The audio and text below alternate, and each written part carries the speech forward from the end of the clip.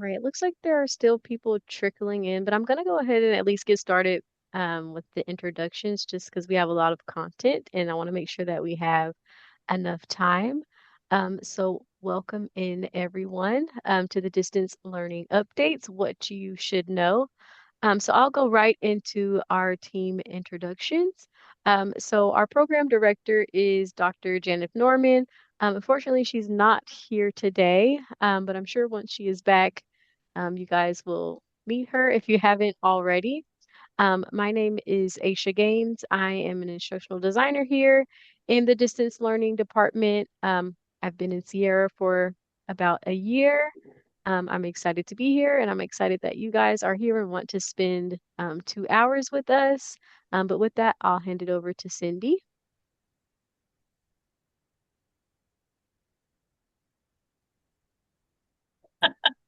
You think I know how to do this by now. I'm Cindy Birdsong. I'm the Canvas admin. I've been at Sierra for 28 and a half years. So yeah, handing it over to Tara. All right. Hi, everyone. My name is Tara, and I am also an instructional designer here at Sierra. I've been in this role with distance learning for a little over a year. And prior to that, I was adjunct faculty teaching French. So I've kind of been here since 2017 as part-time, and then now I'm here full-time as an instructional designer. So happy to be here, and we'll let Matt take it from here. Oh, sounds like I'm sending it to you. Yeah. Hello, everybody. My name is Matt Archer. I'm an instructor in the anthropology program. I'm also the vice president of your academic senate and recently was appointed as the interim distance learning faculty coordinator. My job is to just help out as much as I can, try to improve some of the systems and processes, and support you all as much as I can. So happy to be here with you all today. All right. So going right into the overview for our session today. So of course we already went over our introductions, but we'll go over some Canvas updates and reminders that have happened, over the past semester and even the semester before, because I know there has been a lot of changes. You may have missed some of these updates. We'll give a little bit of updates for our LTIs, or I like to call them Canvas integrations, or like the third-party integrations. We will go over some of the changes to the online review process, including accessibility and RSI. And then we will look at an example of RSI using one of those LTIs, which is harmonize. And then we will go just quickly over the course template that we have for faculty to use. And then there will be time for questions at the end and also some resources. But if you do have any questions throughout the presentation, feel free to use the raise your hand function here in Zoom, or you can also ask your question in the chat as well, and we'll continually monitor that just to make sure that we've answered everything that you've asked. So going right into what's new into Canvas, I'll hand it over to Cindy. So let's go ahead. This is a little overview of what we're going to cover. So let's go to the next slide. So you may have noticed last semester that you had the option to use the new redesigned files page, or you could toggle back to the old view. The new one's similar to OneDrive, where it's all listed out in one, I guess, layout, where the old view is more of a tree view. The toggle to turn it off back and forth was supposed to go away last year, but it's still there now. It looks like somebody's put it in the chat. Is that either Aisha or Tara? Yeah, Tara's put it in the chat, the Canvas article on that. But anyway, so that could go away. So you might want to just kind of get used to this new layout, because eventually that option to toggle to the old layout is going to go away. So, all right, you can go to the next slide. Name pronunciation, that's been in here for, I don't know if it's been a year now or maybe just last semester, but each user can go to their user account in Canvas and put in your name pronunciation, which is kind of helpful. And so that's each user does it themselves. If your students want to do that, or they would go to their user account, and same for you if you want to do that for you. And it can really be any. I think you just have to type it in. I don't think there's any kind of a standard. But yeah, that's in your user settings in Canvas. We can go to the next. Dyslexia friendly font is another thing in your user settings that any user can change if it helps them to, read the content a little better over those who need the help. So yeah, again, user settings, and then there's a setting in there that you can turn it on. It looks like you guys are putting in more stuff in the, oh yeah, so she's put more helpful links here, Tara has in the chat. So, okay, we can go to the next slide. Throw it over to Tara. All right, so we have a new YouTube migration tool as part of Canvas. So a little bit about it first before I go into what it is. So the YouTube migration tool was kind of created by Canvas to remove ads and those video overlays and suggested videos that happen like before, during, or after your videos. If you have embedded YouTube videos or copy and pasted a URL into your Canvas pages, they will now start to show all of those ads and overlays and suggested videos that may or may not have anything to do with your course content. And so due to that change, Canvas has created this migration tool. So this, once you use the migration tool, it will become a distraction-free and uninterrupted learning experience. That's Canvas's language there, where you can migrate embedded YouTube videos, whether it was added via embed code or YouTube LTI. And when you use that migration tool, it will update the videos within the page automatically. So not only will it find all the videos that need to be migrated that may be showing ads, but it will also replace them within your pages.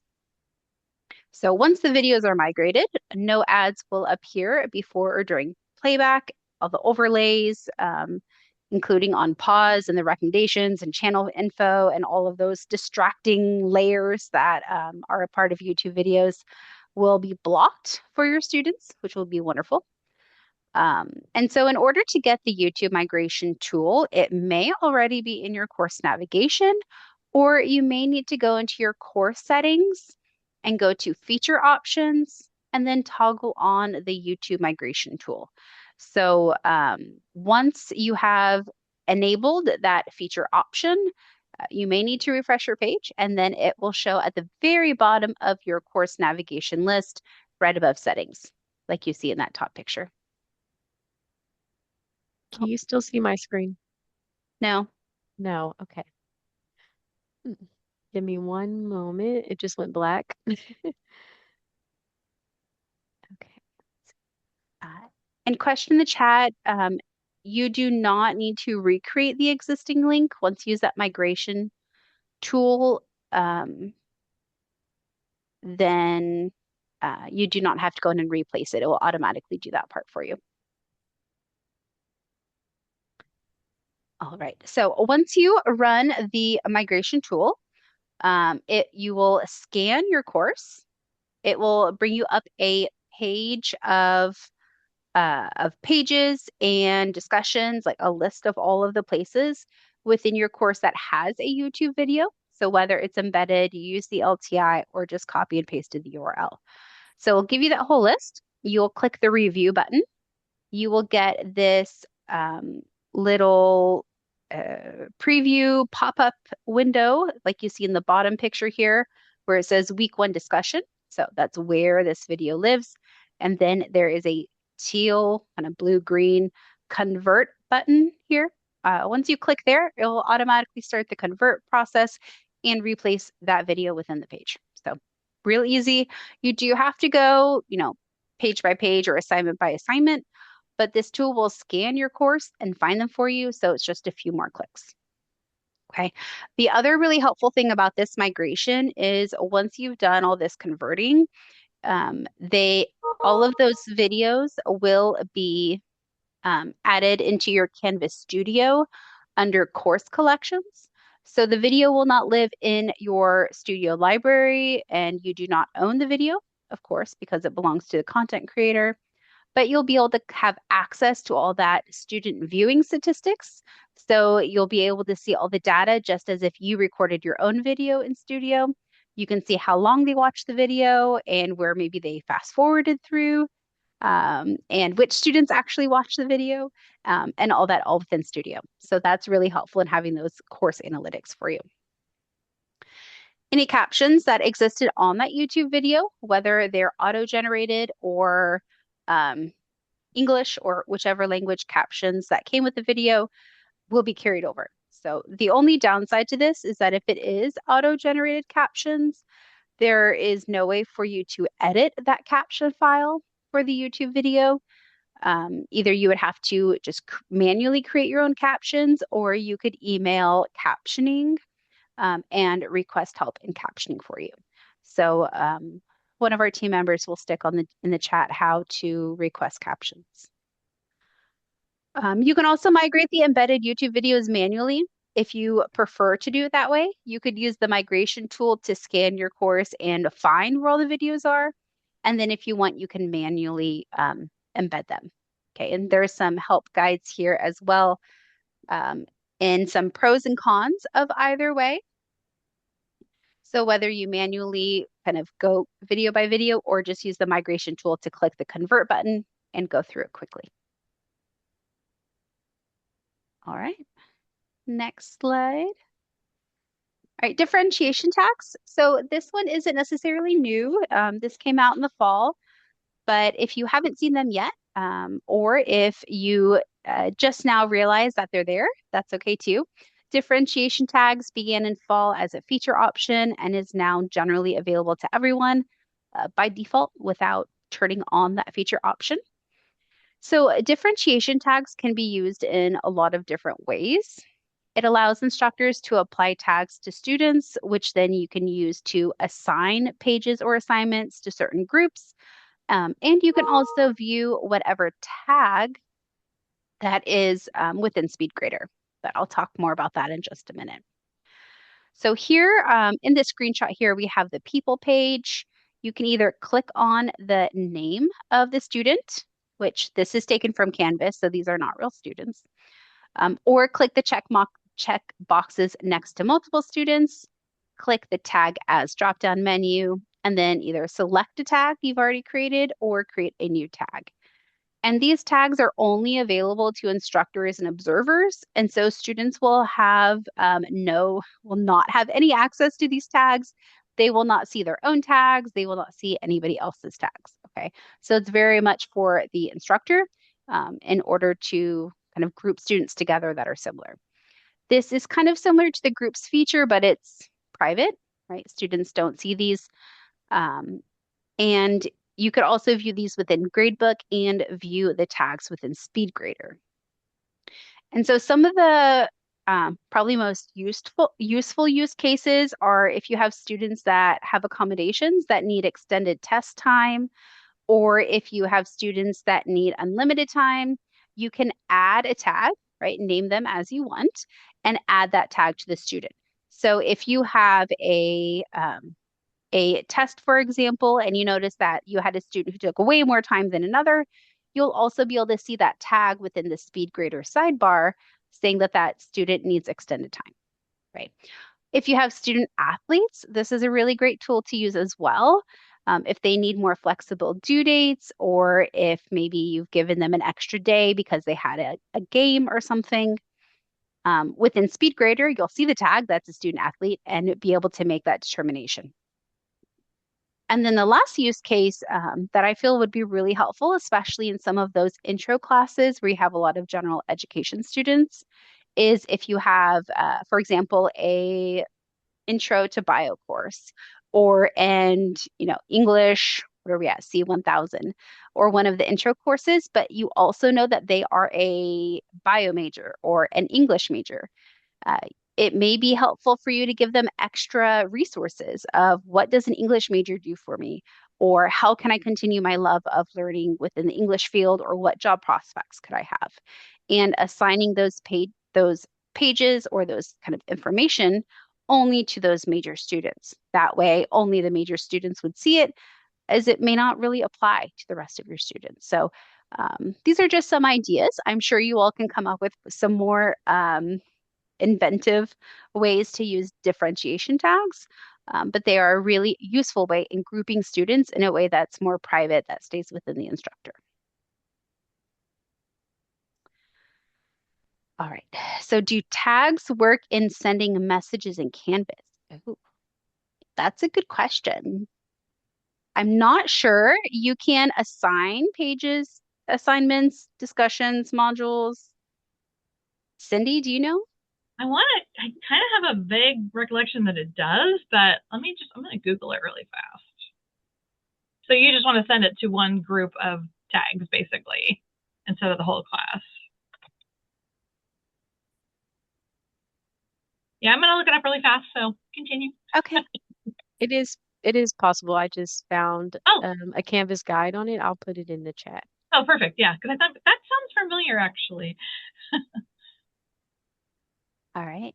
Thank you, team. And if you go to the next slide. All right, enhanced rubrics. So you may have noticed that the rubrics page has been updated. It is now very much so updated and refreshed. Unlike some things that happen in Canvas where they claim that is an update, and in fact, it just leads to frustration.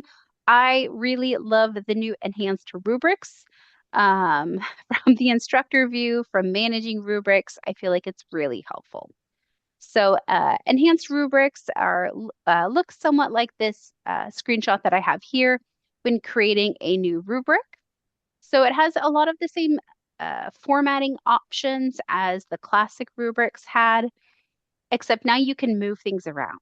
So if you have an exceeds and a mastery and a near, you rename them, but you don't keep them in a logical reading order.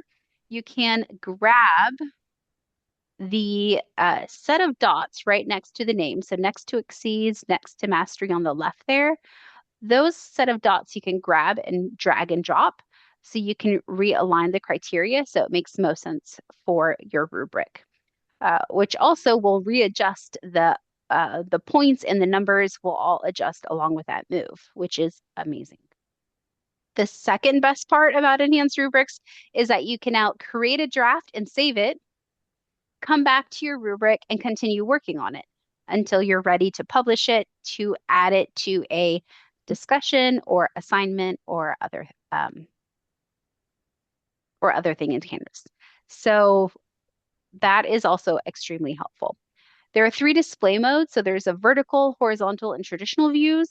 So the traditional view, of course, is most like the old version. Vertical and horizontal views are meant to make it easier for students to view their results in the rubric on a mobile device or tablet.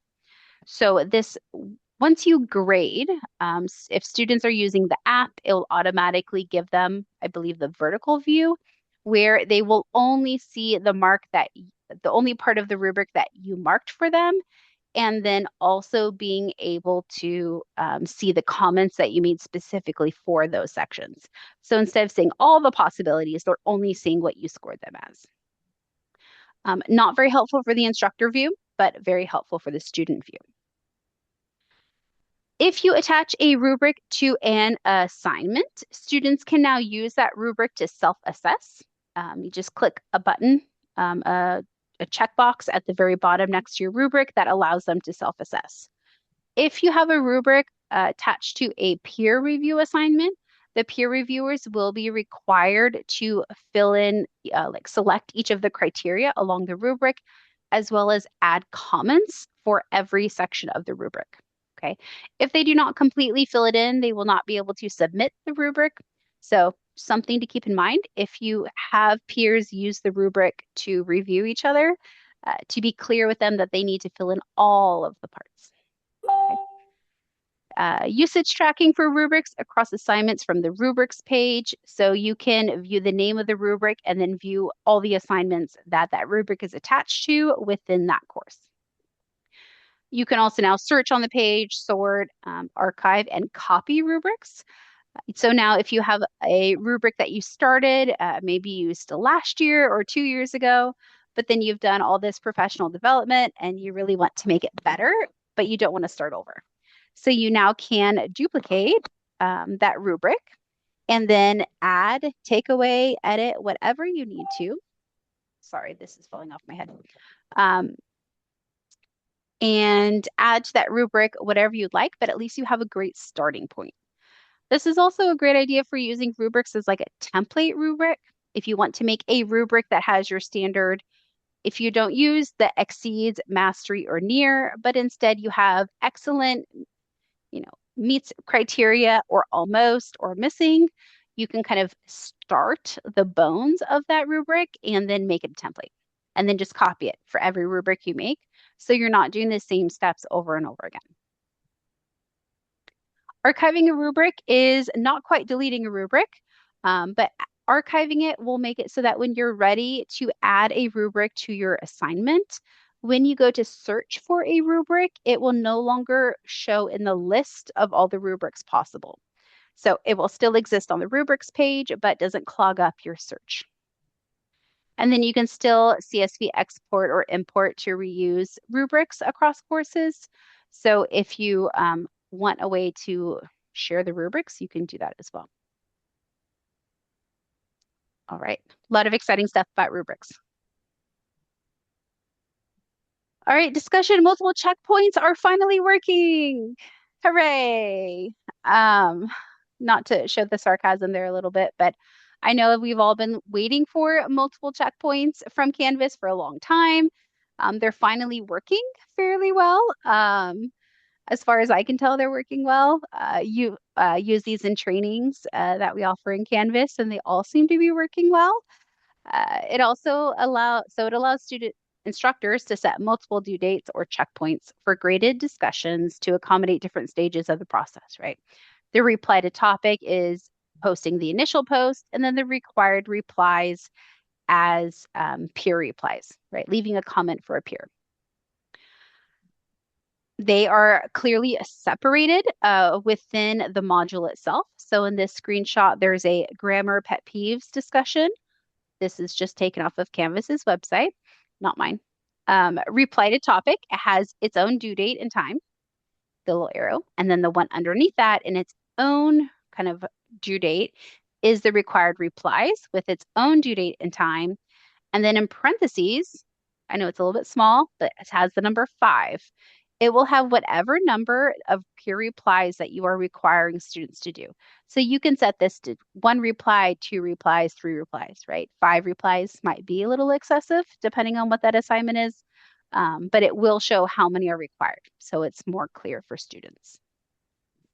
Also, the reply to topic and required replies will also show within students' to-do list as 2 separate items and will also show on the calendar events as 2 separate items. So if they've completed the reply to topic but not their peer replies, the required replies will stay on their to-do list until they actually complete them. I know, yay! I'm glad you all are excited about that too.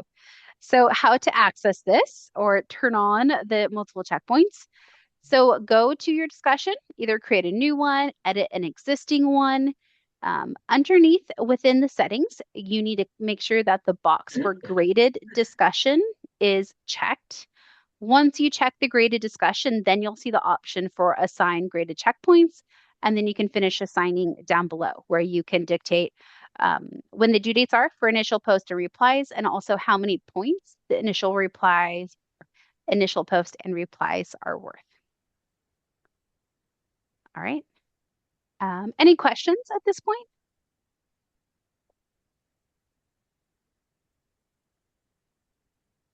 Nope. All right. We go to the next. Thank you. All right. The last thing that I have here is about studio quizzes. So studio video quizzes have existed for a little while now. but they have also now made it where you can add a studio video quiz onto a graded assignment so that the score will be recorded in the gradebook. So taking out some of that extra work that some faculty were doing of creating a studio video, adding those quiz questions on, whether it's a multiple choice, true, false, or fill in the blank, and then having to go record answers for each student.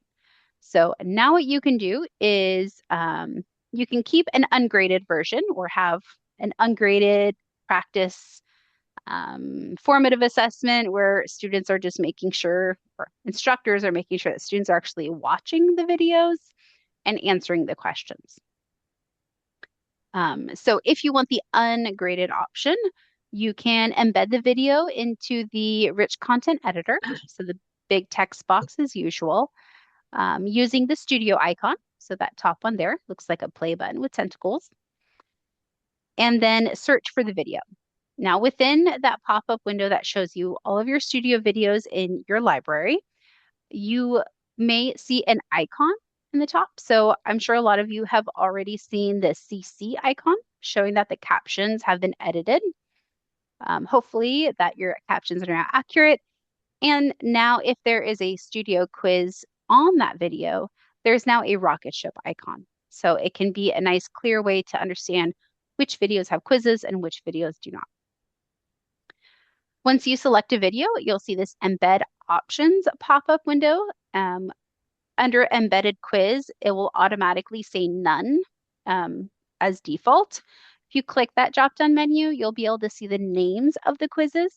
The name of this quiz is just Studio Quiz 1, which would do for a better title, more descriptive of what that quiz is actually about. You can have multiple quizzes on the same video. So if you use that video in an intro class, but you also use that video in another class, you could select which video you want for that assignment. And then you can finish creating that page or that assignment as you wish. In order to make a graded assignment where that grade will go into your grade book and be able to track that progress, that grade is accountable, you will create your graded assignment as usual. And then underneath the submission options, you will go to external tool, click find, and then within that pop-up window, you will look for the Canvas Studio option fairly near the top because it starts with a C.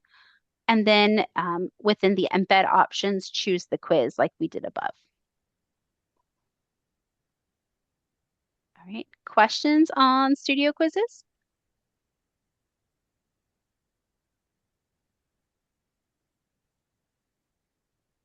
All right, wonderful. Well, then are there any questions on the Canvas updates before we go into some reminders?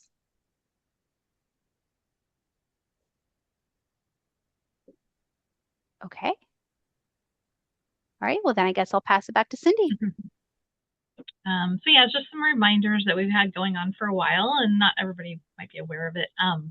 But this is just an overview, so we can go to the next slide. Oh, perfect. Okay. So you may or may not be aware, but you can create your own empty blank sandbox shell if you want. If you go to your dashboard, there's a link in the lower right corner. It says start a new course. So just click on that, name it something that makes sense to you.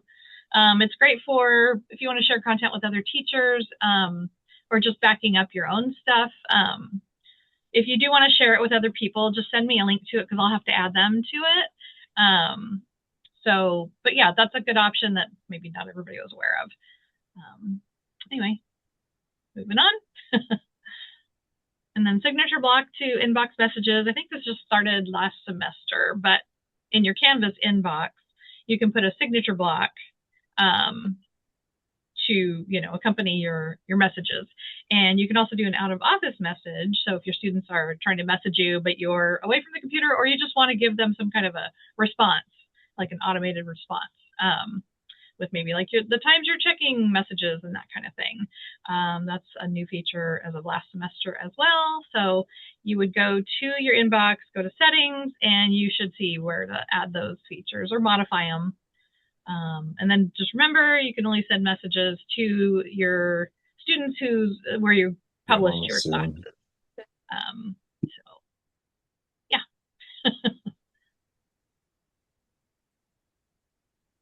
Yeah. Okay. Just checking the chat. But yes, Donna, you're correct. It's just like a signature for your email.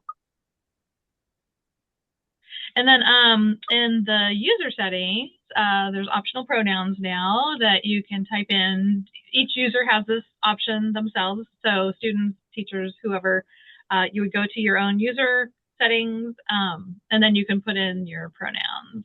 There's a set list to choose from.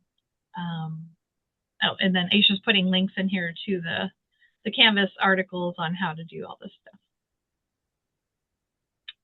Move on.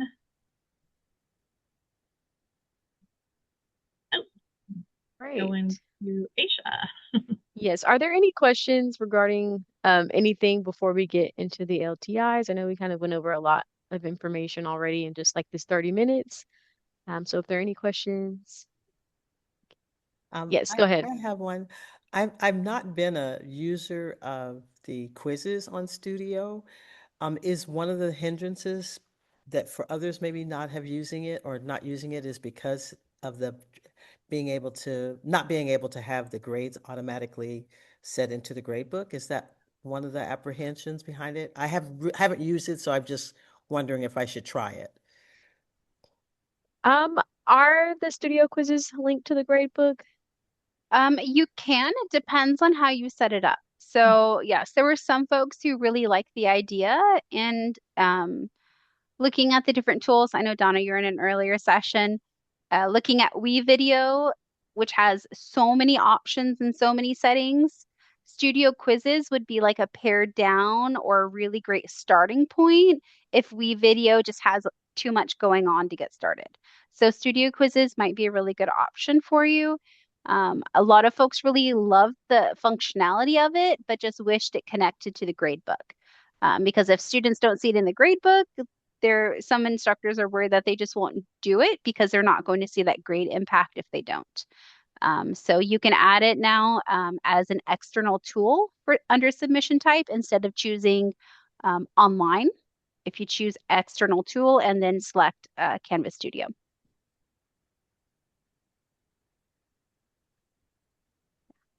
Yes, thank you for asking. Thank you. Yes, and LTI stands for Learning Tools Interoperability, which is essentially just an integrated tool into Canvas. So something that was created and owned by a third party that integrates nicely with Canvas.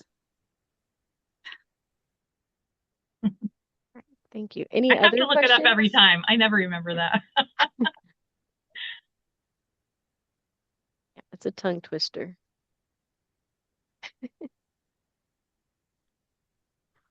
Alrighty. Well, if there aren't any other questions, I'll go right into the Design Plus sidebar. This is a third-party tool created by City Labs. And so if you are using the legacy design tools, that has been sunsetted as of December 31st, 2025.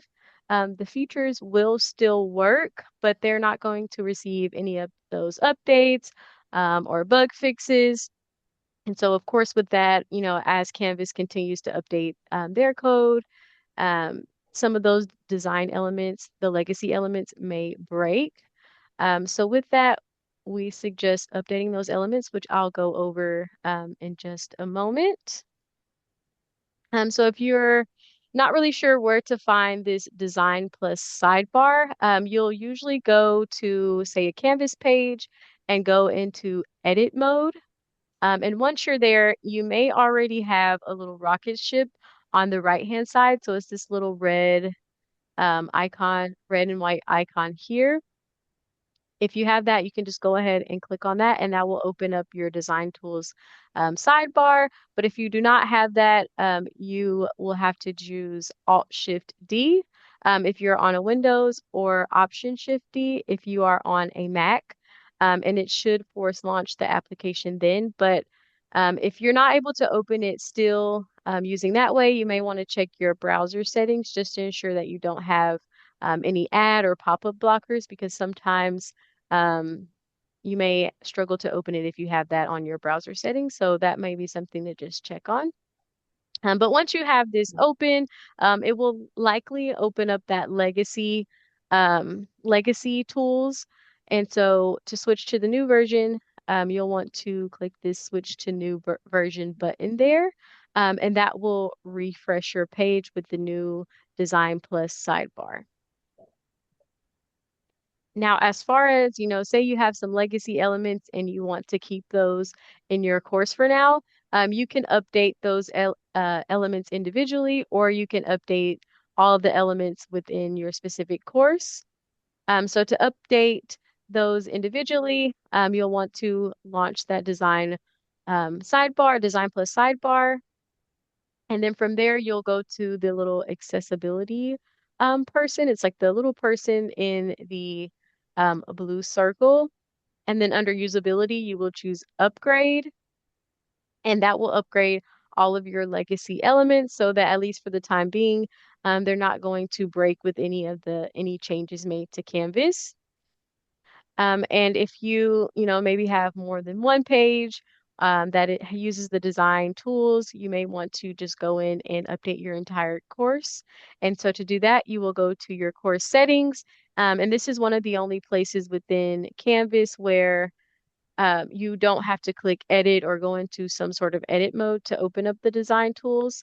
And so you will already have the rocket ship there once you're in your core settings. And again, if you don't have it, you'll have to do one of those keyboard commands, depending on if you have a Windows computer or a Mac.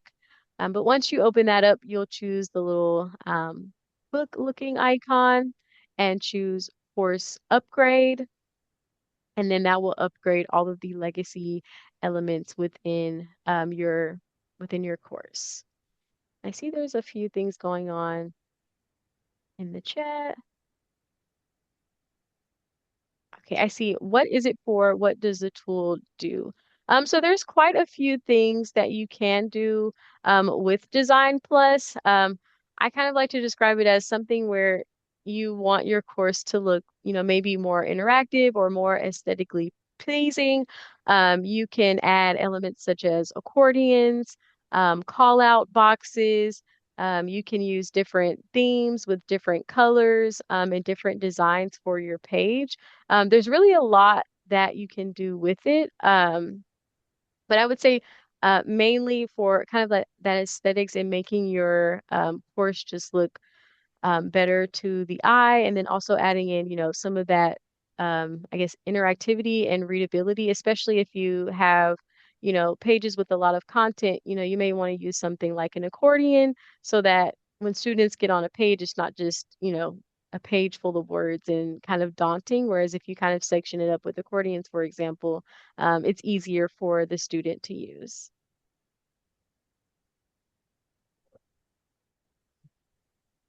Alrighty. Are there any other questions regarding Design Plus?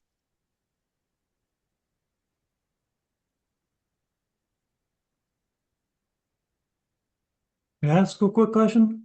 Yes. Great. Hey, what happens if you tried to, and I emphasize tried, to use HTML code previously on your Canvas pages? Does the design tool pick up and help with that, or is that just a goner?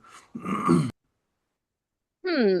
I I am not 100% sure that they will support or, help out with the HTML. I have not come across that. You may you may be on your own a little bit with that one. I know you can, of course, toggle between the regular RCE and the HTML, but I don't believe that Design Plus will help with that. I mean, it might work around it or with it if, like, it has its own code that it writes to make these things happen. So, kind of depends on what you already have in there. Hard to say. You might want to play with it in a sandbox. It's a great idea. Thank you. Thank you for that question. All right. Any other questions before we move on to our next LTI update? Nope. All righty. I will hand it over to Tara and she'll go through WeVideo, or formerly Play Posit.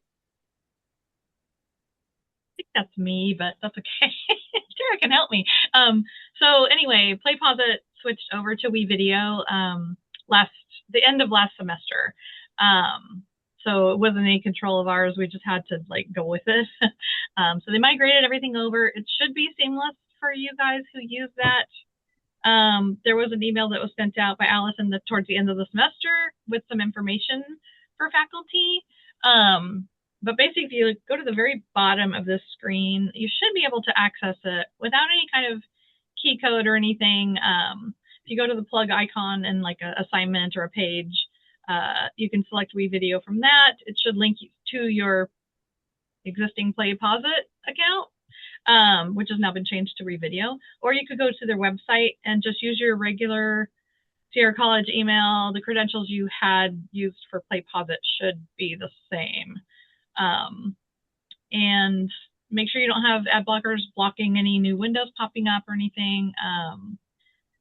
And all your stuff should be there too. Your library, I know it's a teeny bit different, but it is supposed to be pretty seamless. Like there shouldn't be anything lost from that. So, and let us know if you're having problems.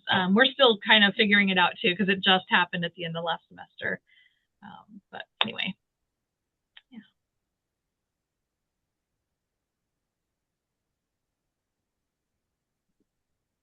Oh, this is me too. Sorry. Okay, so embedding fills on demand. It used to be you had to go to their site and get the embed code and blah, blah, blah. So now it's integrated into Canvas. You should be able to embed it through that external tool link. You can see the screenshots a little bit. And students don't have to go log in separately, which is nice. It may take longer for the page to load for longer videos or students with poor connections. They can go to one of the computer labs and use computers there too. So if they bring headphones or something, and they may even have headphones there, they can watch the videos on that too. Yeah. Moving on.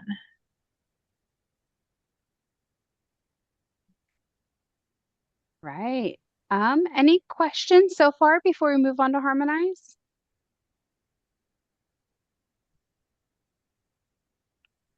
No. Okay. And with Matt's question earlier about HTML and Design Plus, I found a help guide that might help. At least if that doesn't answer your question on that page, there are other links on that page that might get to your answer. I tried to do a quick search while Cindy was talking. Okay. Thank you. All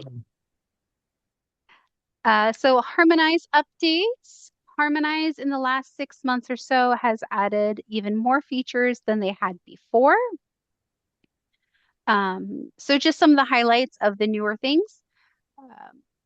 When you add a Harmonize assignment, you're going to create your assignment in Canvas. Under submission type, you're going to choose external tool, and then you're going to click the find button to find Harmonize assignment.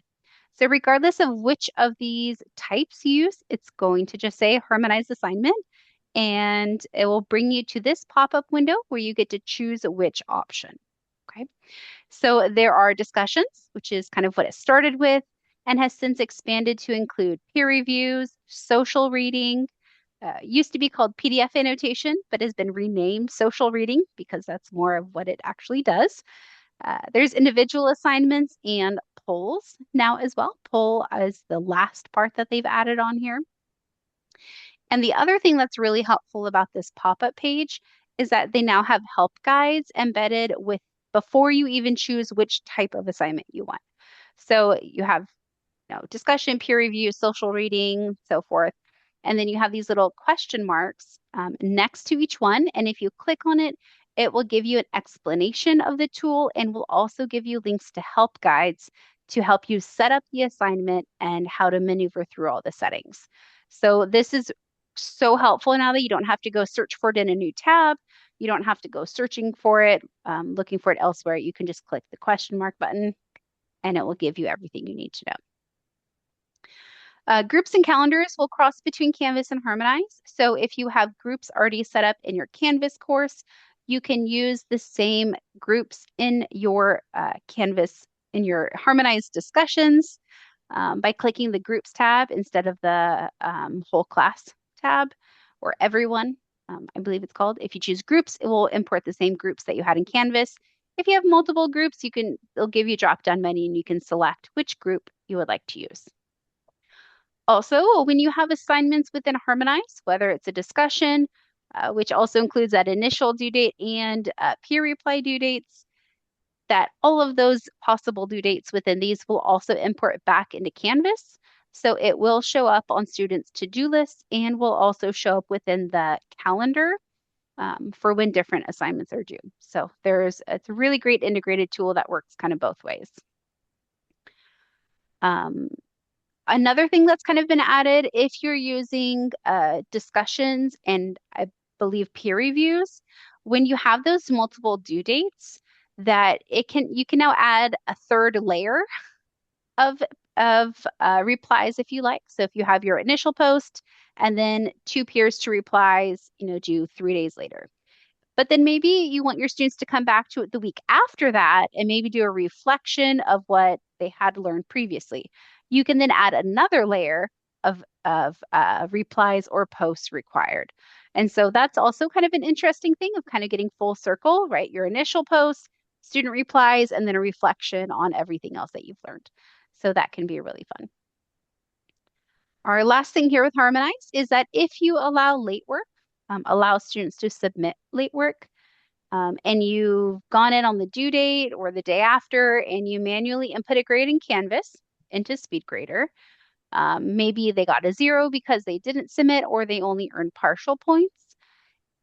Once you put in that grade and a student submits something after that, then you will get a needs review flag within Canvas, within SpeedGrader, to alert you that there is another part added after you've graded last. So either you can update the grade or click that little link that's below it saying to use the same grade.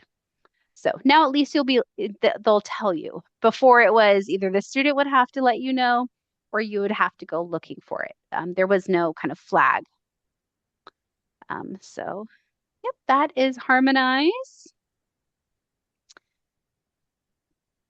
And now I'm sure you all are wondering, how do I get training on all these wonderful things that we have access to? Or which one should I go to next? So they're also putting the links in the chat. Thank you, Aisha.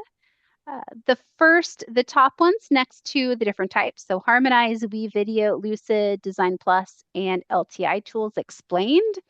Those dates are the distance learning teams' upcoming trainings. There are also other trainings available throughout the semester that are already in ProDev's calendar for the whole spring semester. Okay, so these are just the ones that are coming up.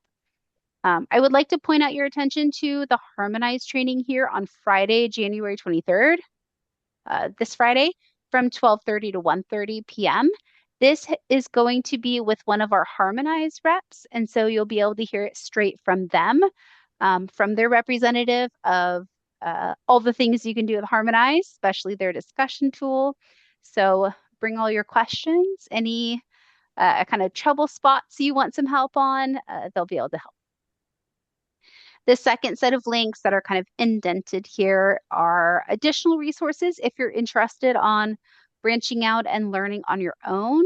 These are different training modules and tutorials that are available from the technology themselves. So WeVideo's Academy are all training modules and tutorials from WeVideo. And so they have a pretty robust tutorial system as well as City Labs. And so you have additional resources there if you're interested in following up. If you want just a whole hour of a overview of the tools that we have here at Sierra College, there's LTI Tools Explained that will go through an overview and how to set up various tools. All right. Any questions before we change subjects here?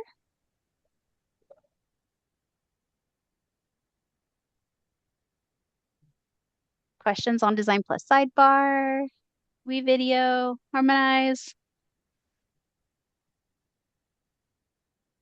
Wow. All right. Okay. Well, then I guess I will pass it back to Aisha for our next section. Yes.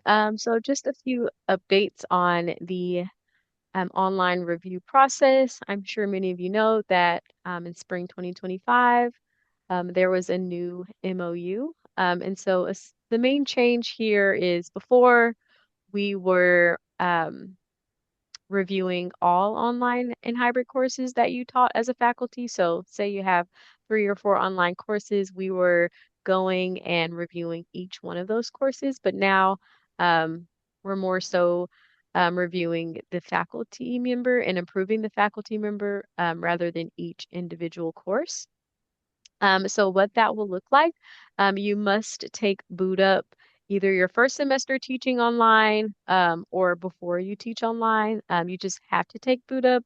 Um, and a part of that is making 90% in the boot up training and completing all of the assignments as well.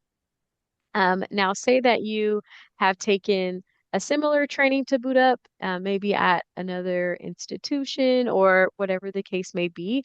You could reach out to our program director, Janet Norman, with that information and proof that you've taken that course. And then it will be up to her to determine whether or not that will be able to take the place of you participating in and completing boot up.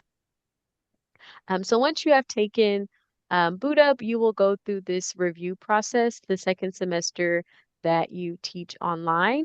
And this does not matter whether or not this second semester is the same class or a different class that you taught online. So if I taught Spanish 1 this semester and I'm reviewed for Spanish 1 this semester and I teach Spanish 2 next semester, but not Spanish 1, I still will be reviewed for that Spanish 2 course. The kind of thinking behind that is that, if you know um, kind of the principles of effective practices and accessibility, that you will be applying these to all of your courses. Thank you, Tara. Um, and so, yes, you'll go through that review process the second semester. You teach online, and the courses that are reviewed are not always going to be the same course, especially if you're not teaching that same course. And then also noting that this initial review process is separate from your contractual evaluation. The actual evaluation process itself is kind of out of the scope of the distance learning team. We're really just focused on the accessibility reviews and the effective practices reviews. All right. Um, and so I already mentioned that now this review process is not just your individual courses, but the faculty member themselves. So once you pass both the effective practices and accessibility portion of the review process, you are approved to teach online for 6 consecutive semesters or 3 years.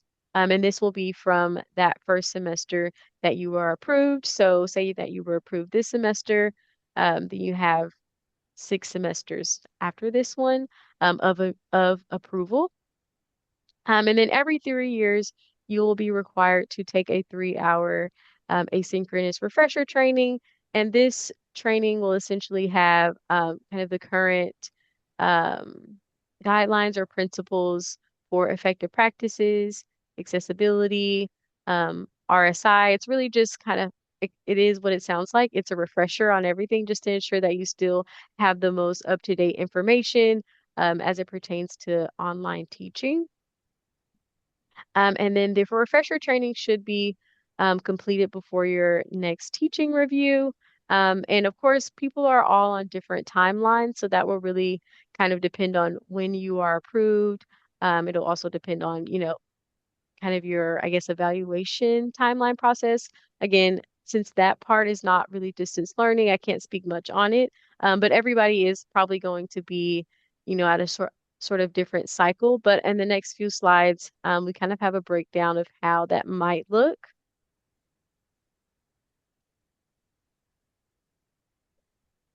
All right. So kind of a breakdown of what I've already described. So that first semester that you teach online, You will likely take boot up if you haven't taken it before your online course. And again, you have to complete all of the assignments within boot up and receive a 90% to be considered passing and to be able to actually start teaching online officially. Um, and then, of course, if you did have some other course that is the equivalent of boot up, then you don't have to take boot up. So once you've taken boot up in that second semester, your course will be reviewed for both effective practices and accessibility. We do try to notify instructors at least a couple of weeks before they are going to go through their review process, and that is usually through an email notification. And so you'll learn which week that your course will be reviewed in, and also which course will be reviewed. And those usually start around week 5 if it is a new course. And if you do not pass that first review, so you're reviewed for effective practices and accessibility in your second semester of teaching online, and you do not pass that first round, your course may be re-reviewed in weeks 15 or 16. And of course, that kind of depends on whether or not you were teaching a 16-week course or an 18-week or not 18, 8-week course. It just really depends on that. But usually, if you've had a 16-week course, you are likely to be re-reviewed in weeks 15 and 16 if you didn't pass your initial review. So at that point, you have had 2 reviews. And so if we go on to the third semester, and you've still not passed, you will be reviewed for that third time during weeks 4 or 5. Kind of depends on how many courses we have to review again. And so you'll be reviewed again weeks 4 and 5, and say that you do not pass again, you will be required to take some sort of training, and that will depend on the results of your review. So, for example, if you do not pass effective practices or if both effective practices and accessibility, you will be required to enroll into Reboot. And then if it's just accessibility that you have not passed by this third try, then you will have to enroll in Sculpt. And we've been trying to notify faculty when they have reached this point that they need to take Reboot or Sculpt. And so, yes, that is after your third time you have not passed either effective practices, accessibility, or both portions of the review. And so after you take that required training, we are then in the fourth semester, and this is likely, your fourth and final time that you have your review. And so you'll be re-reviewed again, and this again will likely be in between weeks 4 and 5. It also will depend on whether or not it's a 16-week course or an 8-week course, but you'll get that fourth and final time after taking that training to pass. And so the next steps are hopefully you pass and we are out of your hair and you will just take your refresher training in 3 years. But if not, it will be up to the distance learning program director and by your AEA on what the next steps are. So that will really kind of depend on, kind of the higher powers that be. So, but hopefully you don't even have to get to that point. Then I'll kind of show a breakdown of that refresher training. So here we kind of have a breakdown of what this will look like.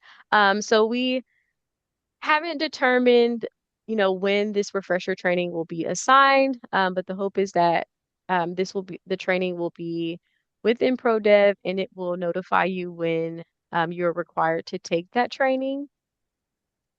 And so your course has been approved, and then that first semester, your clock starts, or the 3 year starts, or the 6 consecutive semesters, however you want to refer to it as.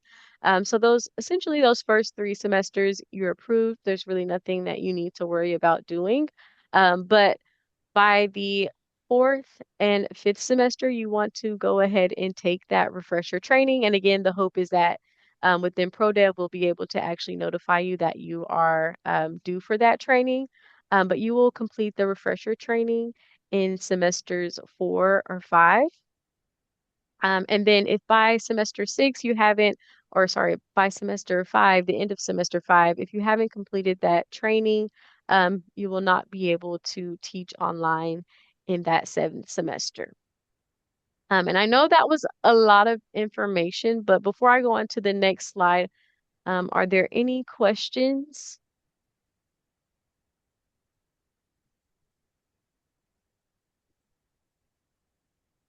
So the refresher training is just 3 hours and you just have to pass it with 90%, correct? Um, so the boot up training is actually the training that you must pass for 90%. And the boot up training is different from the refresher training.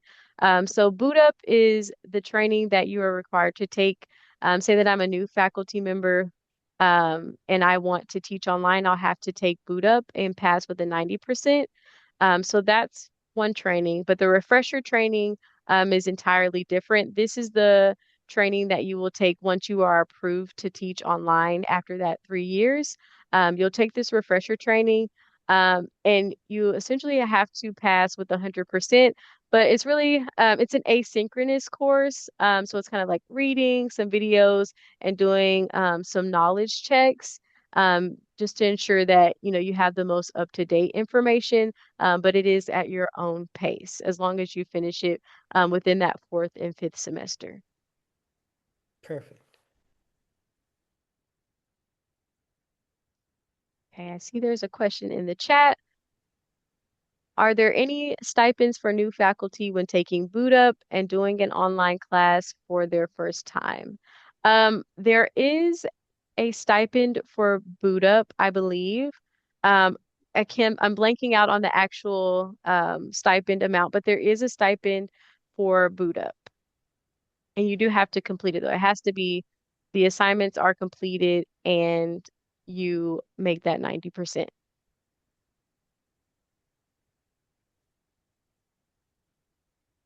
All right. Any other questions?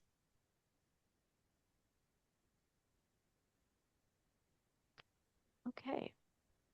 I'll move on to the next slide. Can I add something real quick, Aisha? Oh, yeah, go ahead.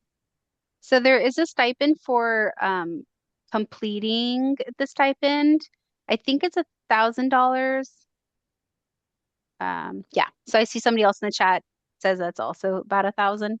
I don't know if that's actual or before taxes or how that works. But it's about 1,000 for completing boot up that 90% and being marked complete on all assignments.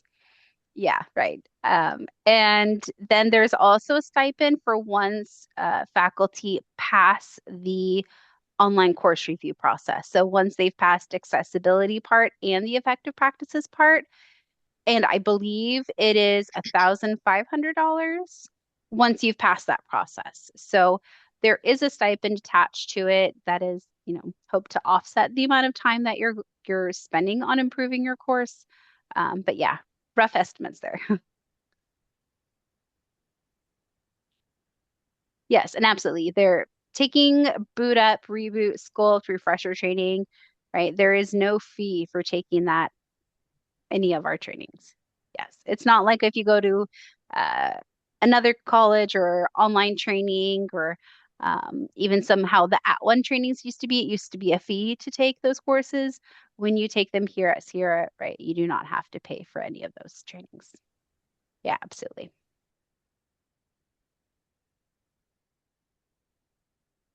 All right. If there aren't any other questions, I'll go right into the accessibility review guidelines. So this is a bit different from how we were doing reviews previously. Previously, it was essentially 100% on everything, like no errors at all. So we're hoping that this process is a bit, I don't want to call it easier, but a little more flexible, I guess I would say. So on here on the screen, I have the Ally Course Accessibility Report. Yes, not as strict. I have the Ally Course Accessibility Report pulled up here. And so in terms of the review, we are looking for you to score 90% compliant. So Thank you, Tara, for putting the Ally Course Accessibility Report walkthrough. I do explain it in this video as well. But if you go to the Ally Course Accessibility Report in your course, which you'll find that in your course navigation, if it's not there, you will have to go to your settings and actually add those or add that Ally report to your actual navigation. But once you have it, you'll click into there and you will see this sort of dashboard. This is only half of it, but this is the course accessibility or score that we're referring to. So we want that to be a 90% with no low scoring content. Um, and so where do you find the low scoring content? There is a section that I don't have a picture of here, but to the right of here, it would show if you had any low scoring content. And that's usually things like you have PDFs that are scanned. So if you have a scanned PDF, screen readers cannot access the text on that page. You may have images that do not have alt text. You may have PDFs with other issues within this low scoring content section. But once you're in the Ally report, if you look to the right of all course content, you may see a section that says fix low scoring content. But if you do not have that section, that means you don't have any low scoring content. So that's nice. So we're looking for the 90%. And then we also want to make sure that you don't have any low scoring content. And if there is any low scoring content, um, maybe there's issues with some of your images. I haven't necessarily seen a bad contrast image come up on the low scoring content, but I haven't seen everything yet. But say that that comes up on your low scoring content, but maybe you teach photography or something where the contrast to that image is important. That would be something that faculty may want to, um, let us know about. Like this is the function of that actual image or whatever it is, and it's not actually inaccessible. So just making sure that if there's anything that um, you cannot make it accessible, notifying us so that we know, um, so that we can make note of these things when your course is going through the review process.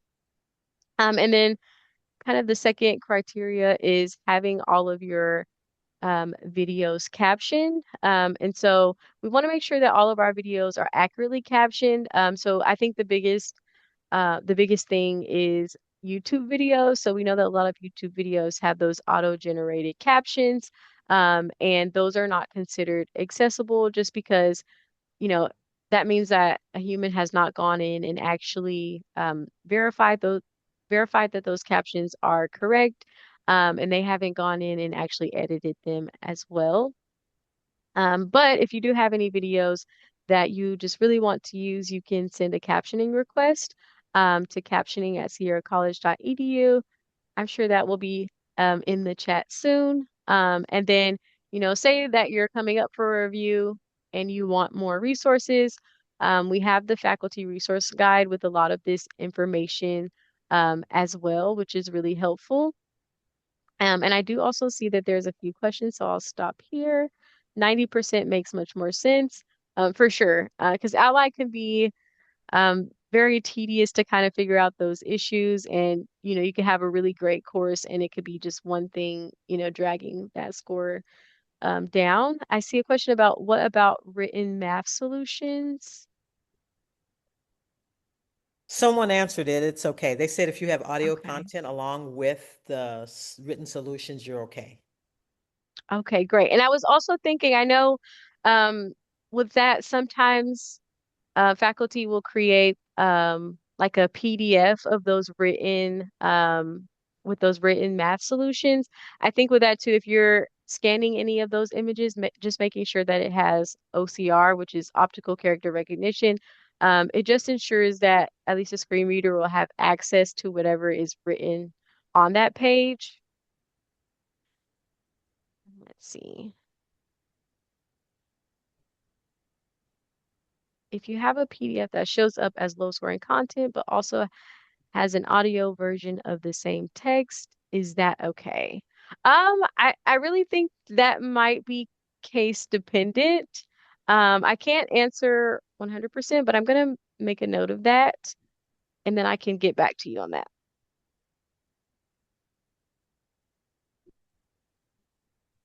Okay, I see Joy has a question. So if I failed my ally score last year, but the score is 93%, does that count as a pass this year?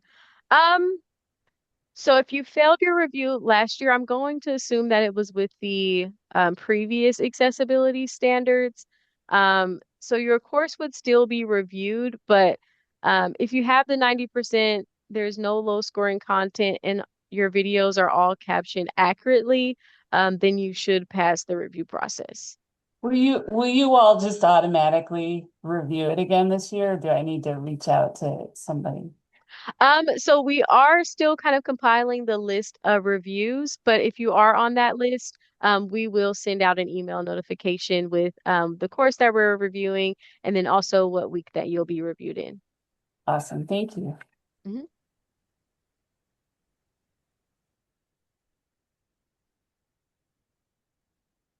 Okay, I see there may be another question. Blank star charts that are used for exams. Are these uploaded as images or PDFs? I kind of need more information on that one. Is it like the stars in the sky, like a chart like that, like an image? I think case by case stuff is harder to answer in this kind of a situation just because we have a lot to get through. But you can always email Aisha or Tara with specifics. Um, I don't know. Yeah. And I see that you added a little bit more context that they're images in Word or the web page. So I think in that case, the biggest thing would be adding alt text to those images. Um, even if it was to the effect of blank star charts to fill in whatever the case is. But I always assume for exams they did not have to be alt text. Like he wants them to identify what is this. Yes. Obviously, you don't want to. So I Yeah. could definitely go into a rabbit hole about alt text and assessments and images. So I won't do that here. Yeah. Um, Get through. but yeah, so because we have a lot to get through, but it is possible. But if you want to maybe reach out to Tara and I, and we could provide you with more information about that.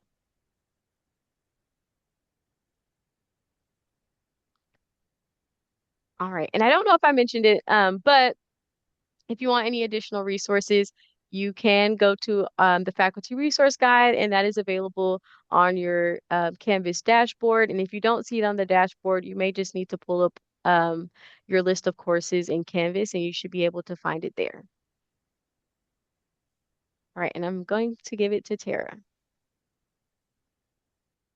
Haley did have one quick question. Oh, never mind. Tara answered it. So. Yeah, so that Not last everybody. question, what happens?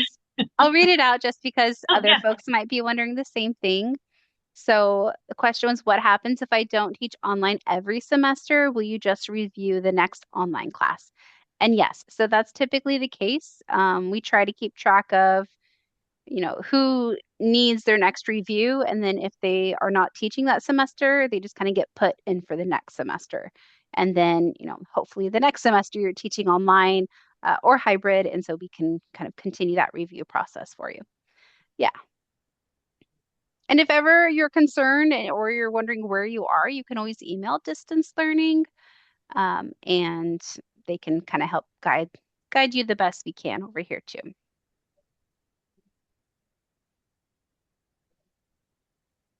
Okay.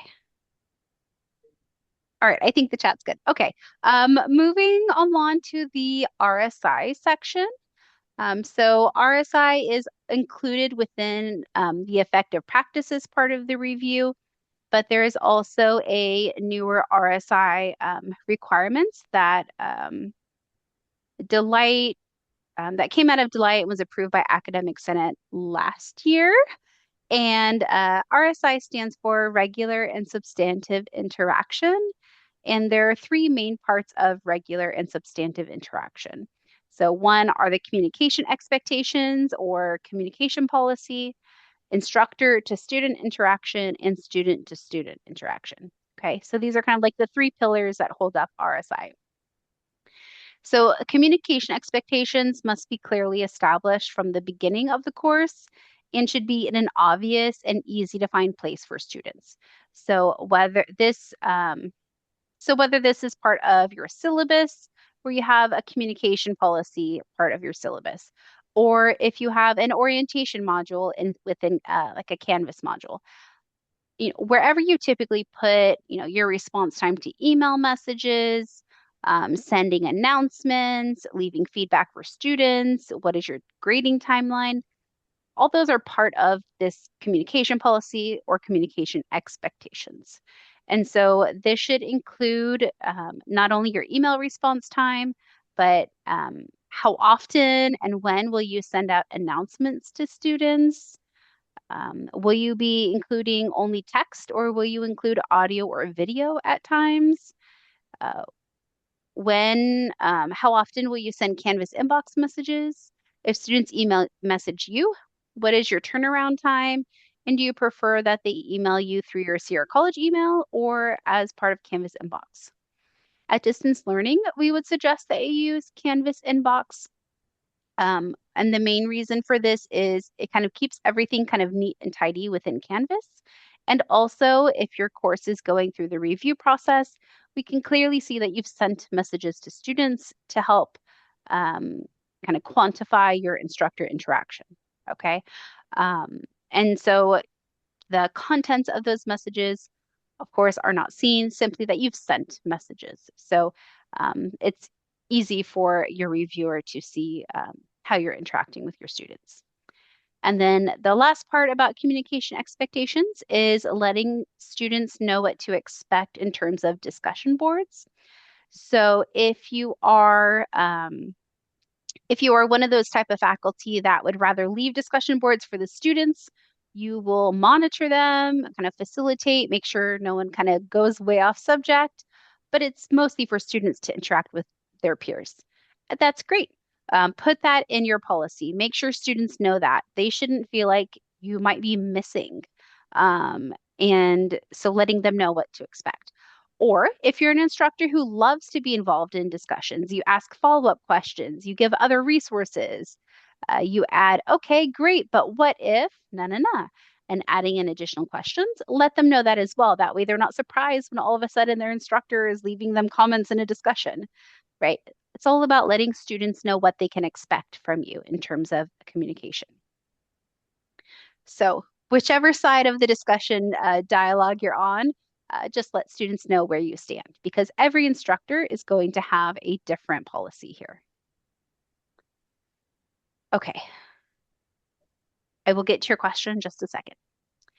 The next part of this is instructor interaction. So if you are teaching a 16-week class, you should have at least one instructor to student interaction per week. And if you're teaching an 8-week course, then there should be at least two instructor to student interactions per week. And the reason for this is essentially you have 16 weeks of content, but it's just being kind of squished down into 8 weeks. And so it keeps the content to interaction ratio about the same. Okay. So instructor interaction could be things like leaving, sending announcements to your class, messaging students through Canvas inbox if you've noticed they've been missing assignments. This could be leaving assignment comments for them, right? Those individual comments about what they did well and how they can improve. Adding in personalized comments within the rubric, right? Just clicking the boxes in the rubric is not enough for interaction. That is the grading component, which is also important. But there should be something particular to that student's assignment in order to count for interaction. So maybe you choose one assignment from that week and you leave feedback for your students. For student-to-student interaction, the same case goes. For a 16-week class, there should be at least one, and for 8-week courses, there should be at least two. Student-to-student interactions kind of get a bad rap with having, boring discussion boards where it's a post and two replies for peers. Right? If it's boring for you to assign and if it's boring for you to grade, it is probably also boring for your students to complete. Okay, just to kind of keep in mind. So why not kind of shake things up and instead of having a discussion board post, Why not have a partner activity or group assignment? Or maybe the group gets together and brainstorms how to review for the exam together. What are the best places to look for other resources to supplement their learning? Maybe you're having students work on a group project together and they're submitting one part of that project that week. Maybe it's a peer review. There are many different ways to do this, and the main idea between the peer interaction is that you are helping students create that interactive community classroom feel, even though it's an online course. Okay, so trying to give them those opportunities to interact with their classmates. Okay, now that I've finished that part, I'm going to come back to the question in the chat. So the question was, if we don't assign discussions weekly, 12 instead of 16, are we not meeting the student interaction peer-to-peer requirement? Absolutely. All depends on the other things that you're doing as well. So making sure you get one of those somewhere in there each week. Right. All right. Excellent. We can go on to the next one.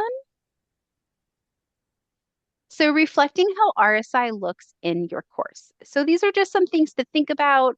Now that we've talked about a lot of this information, consider revising your syllabus or your orientation module, wherever you put those communication policy in, and making sure that it's clear and you're including all the things, right? How, when, and in what form can they expect your interaction, right? Announcements, feedback on assignments, Canvas messages, that sort of thing.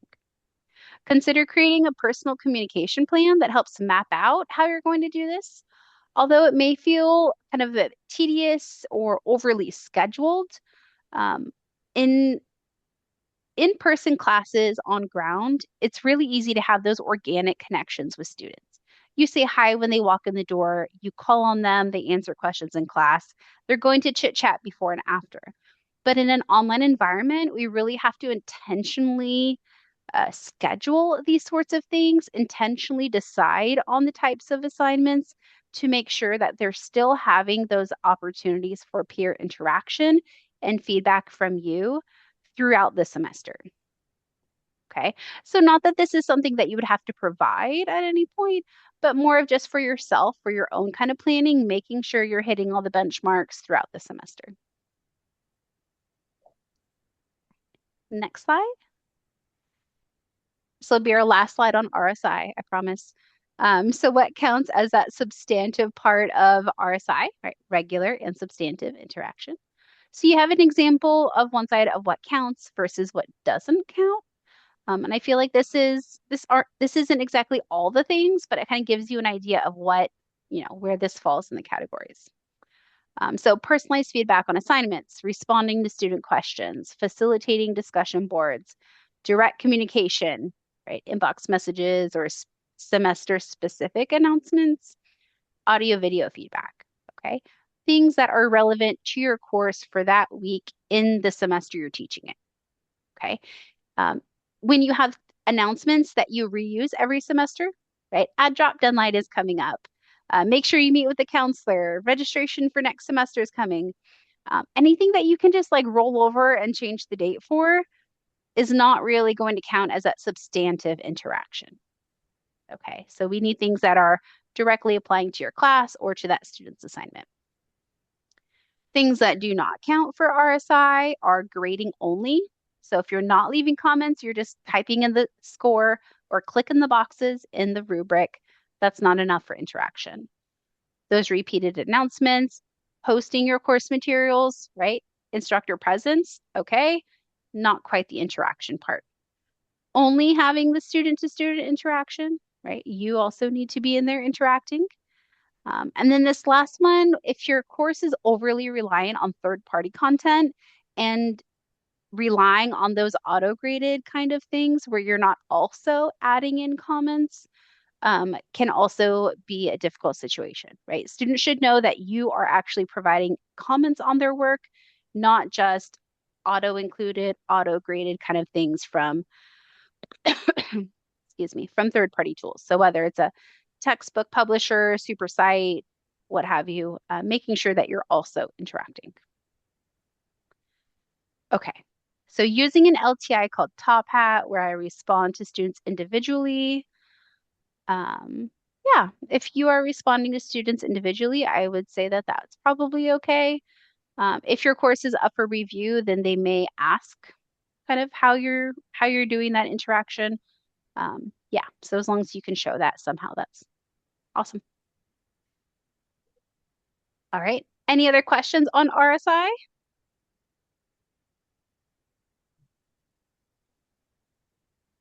Okay, wonderful. Let's hop on over. So our next slide here, I have just one quick question. sure. You were listing a few things and what I was writing them down, but I couldn't keep track. You said, just giving us some examples of other ways to do that one-on-one interaction. I mean, the student-to-student interaction. And one of them was doing partnering. Uh, I saw like I got the group project. If you have that readily, or maybe you can post it later somewhere, that would be great. Just those other examples of student to Mhm. student. Yeah, absolutely. I could try to pull a link a little bit later while somebody else is talking. Sure. There is a page in the faculty resource guide on student to student interaction. I can pull a link for you in a few minutes here. Okay. But yeah, there are examples there as well. All right. So we did talk about Harmonize a little bit earlier about some of those LTI updates. So I'll kind of gloss over this real quick. So Harmonize is, of course, a tool for meeting RSI if you're using discussions or peer reviews. You can create discussions using audio, video, text, polls, links, images, just about anything. You can have the PDF social annotation assignment. You can use groups within Canvas to kind of break that up a little bit.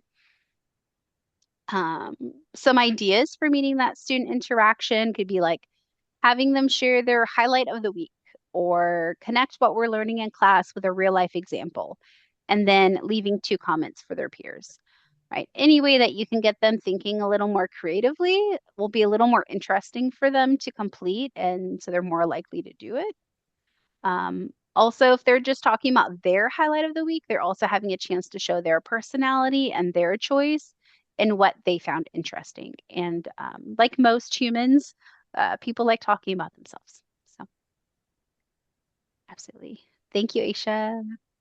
Aisha put in a link to the faculty resource guide for student to student interaction if you all want more ideas. And then on Friday, so this Friday from 12:30 to 1:30, we have a Zoom training with the Harmonize team. So if you have not already signed up for that in ProDev and you're available, sign up in ProDev for that one. We have a rep, so it's a really great chance for you to ask all your questions. Okay. So I have some questions in the chat about RSI requirements for hybrid courses. So RSI requirements should be met regardless of whether it is on ground, hybrid, or online. But how those things are kind of documented online or completed online will be a little bit different, right? Fully online courses, of course, we should be able to see, or the reviewer should be able to see how you're doing all of these things online if it's 100% online. For the hybrid courses, um, kind of talking about this still. It wasn't necessarily addressed in the MOU about hybrids are specifically. I don't know, Matt, if you have any information you could share on this.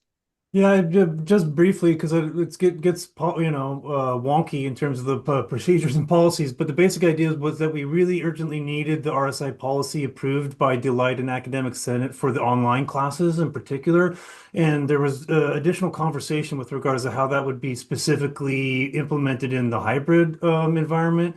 And so my understanding is that Delight and Academic Senate will be reviewing that and developing the policy procedure language for that this term or next term at the latest. So it's just sort of an ongoing matter, and that'll be resolved pretty soon.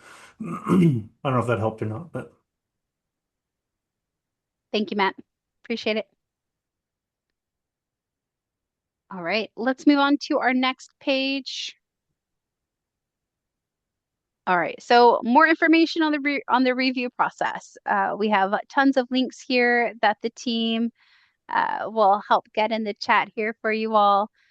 Faculty Resource Guide, EP stands for Effective Practices. So Effective Practices module, there's a module for Effective Practices, a module for accessibility, and another module for Canvas how-tos. So there's a lot there.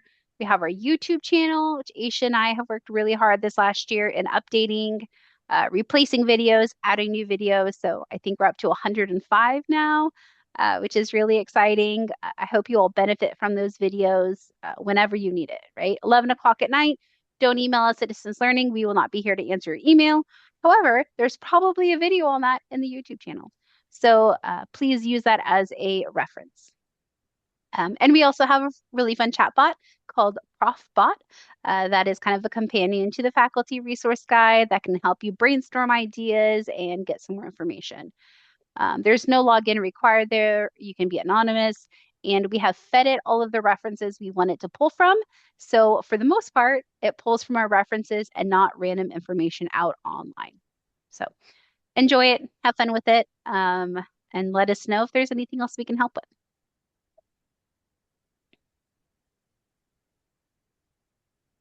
All right. We have just about a half hour, a little less.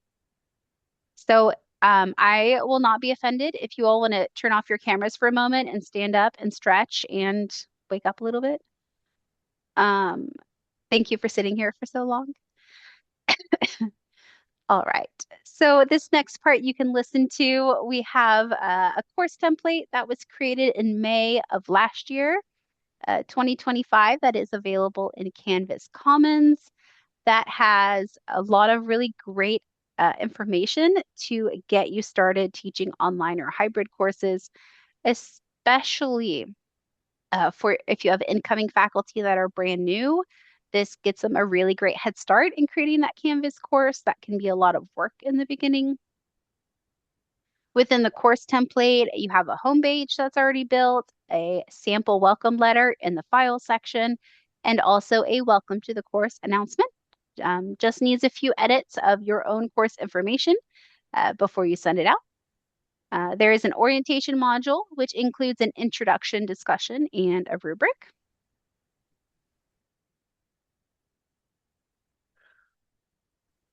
There are syllabus quizzes and 2 surveys. So you have a mid-semester survey and an end of the semester survey. And these are really just for your information if you choose to use them. There is no requirement that you use any of this. Take what you like, leave what you don't, or once you import it, feel free to delete what you don't want. But this could be helpful information in improving courses for the next semester. You also have weekly modules outlines for weeks 1 to 8 and 16, which includes those weekly overview and weekly summary pages. So your introduction and wrap-up pages for each of those modules. So if you take what we have there, that is all meant to satisfy effective practices and accessibility from the start. And also gives you a nice kind of format to follow in your subsequent weeks.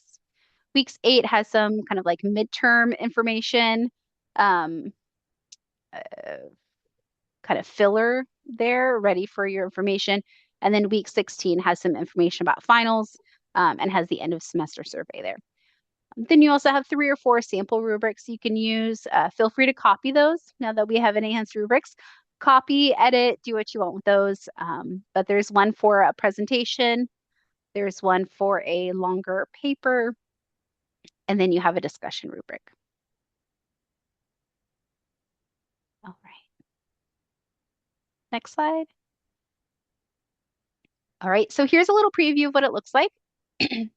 I did use Design Plus for these. I tried not to put too much design in it, as if you use the template and then you do not add any more other design things.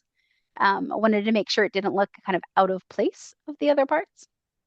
So you have the home page here to the left with buttons for Start Here, Syllabus, Modules, and Student Resources.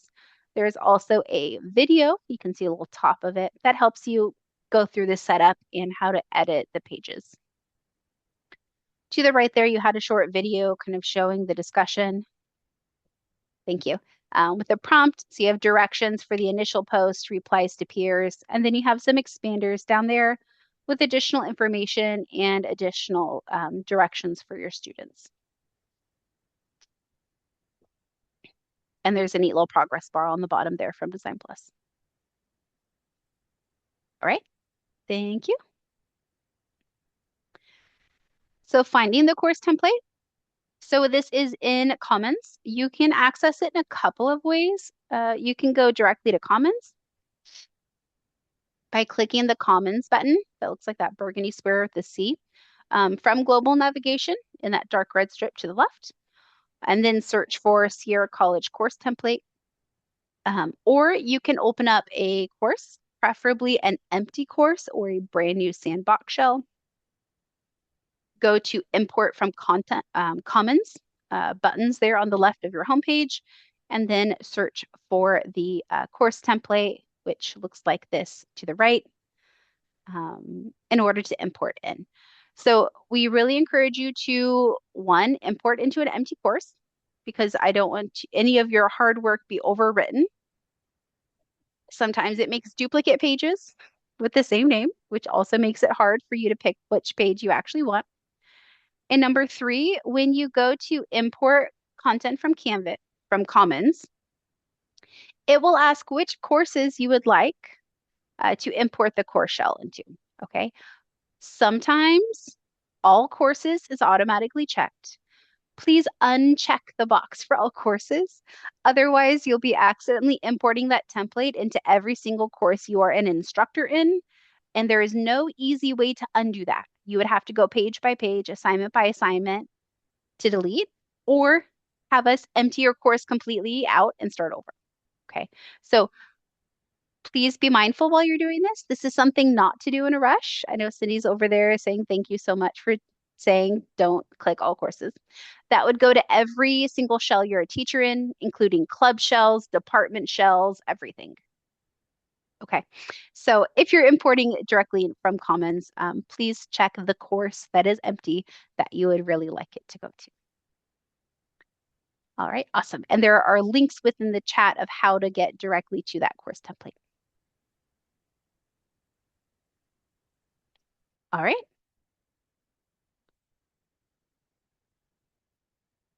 Wonderful. So it is your turn to answer a few questions for us. We have a quick 3-question survey from the survey from last WoW in fall. You all said you really wanted to hear from us every week about different workshops and getting more reminders, so we did that. So we would like to hear how that went, and also what are some of your preferences for trainings coming up. So take a minute or so.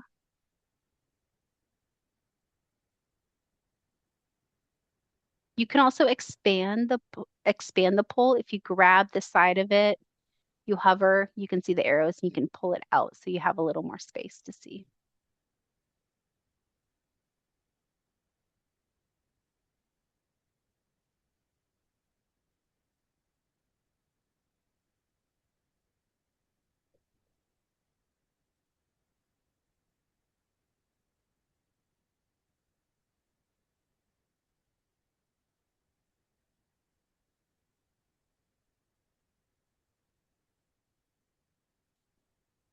The poll should have popped up on your screen.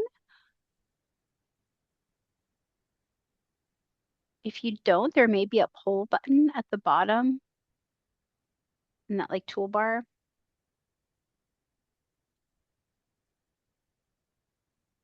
So you should be able to, once you answer all the questions,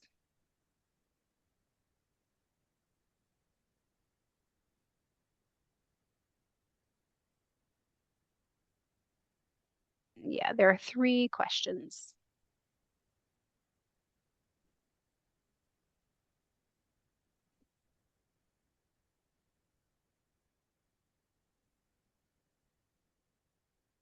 Yeah, thank you, Josh.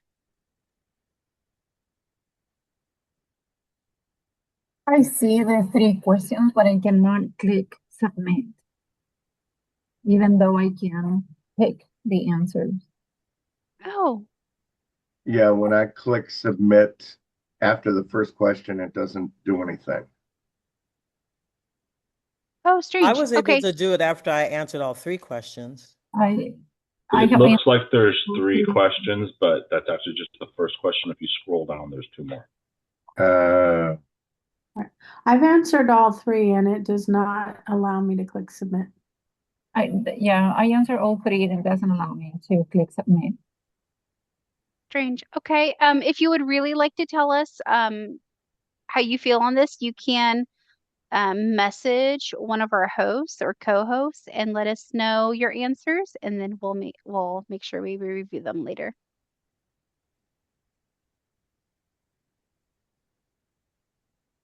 Thank you. It might just be there's a lot of people in here, so Zoom's not quite sure what to do with all of us. Sarah, how do I know if my class was reviewed? My online section was reviewed. I don't remember receiving any type of notifications. Oh, um, if you were reviewed, you should have had a notification. It probably came from the faculty coordinator, Allison, if it was last semester. So search your email. If you still don't find it, then email distance learning and we'll see. We can Because answer I know that questions. not every class was going to be reviewed. It was just a percentage, right? So Oh, that was for accreditation. So that's a separate thing than we were talking about for today. okay, so then every single class was reviewed then? No, definitely not. So, are you talking about for the random sampling that was pulled for accreditation or For both. I thought they were the same thing. okay, no, those are definitely separate things. So the percentage was a random sampling, and for accreditation, that was about 15% of our online courses. And so those courses, I believe, were selected. Distance Mhm. learning isn't really part of that process, but we know that they were selected, but we don't have much more information than that at this point. In terms of the online course review, that is about getting your courses approved so that you're approved to teach online in the future. And those are different processes. Okay, and so I didn't know. I did sign up and for the boot up training. So then that one, right? It's That's your going. first step. So when I went through the orientation module, it says some of the dates are like August and September. So it may just be that the page wasn't updated, but it's going now, right? And there are some due dates for this Boot up. upcoming Friday, right? I am enrolled Yes. for the class. Yes. Could you email us? Could you email me? I'll put my email here in the chat Okay. and I'll just have a look at and see what's going on for you. Okay. Thank you, Okay. Derek. There you go. You're so welcome. All right. I think everyone's kind of had a chance to do the poll. Are we good to move on? Yeah, I think we're good. Yeah. All right. Cool. Thank you. All right. Well, thank you so much. As a team, we'll look over your poll results. And if you've sent us anything, if you weren't able to submit, but we appreciate you taking a minute and looking over the poll.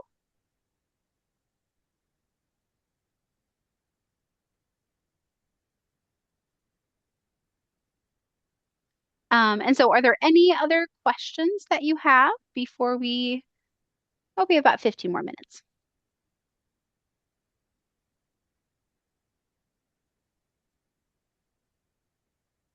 Okay.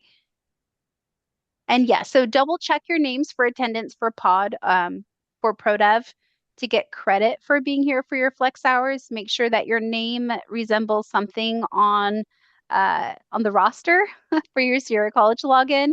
If double check if you have maybe as a guest or if it says somebody's iPhone, make sure that your name is recognizable so you get credit for being here today. Thank you. Yes, and I believe if you hover over your picture and click the three dots, there will be an option to rename yourself if you're not sure how to do that.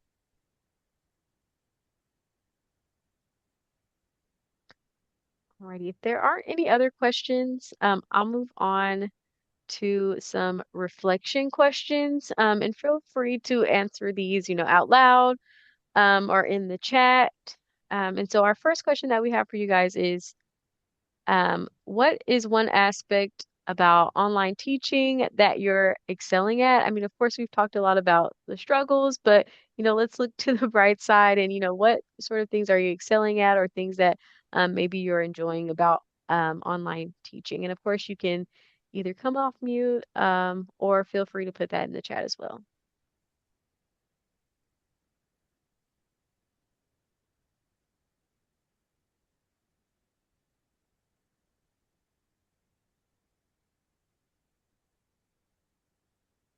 So, my students often comment that I'm clearly very passionate about the subject matter, and that helps them get excited. I don't know what I'm doing exactly that does that, that sends that message. I post a lot of videos, and maybe in my videos I get too excited about the material or something, but it's always nice to hear that from my students. Nice. Nice. I mean, energy does not lie.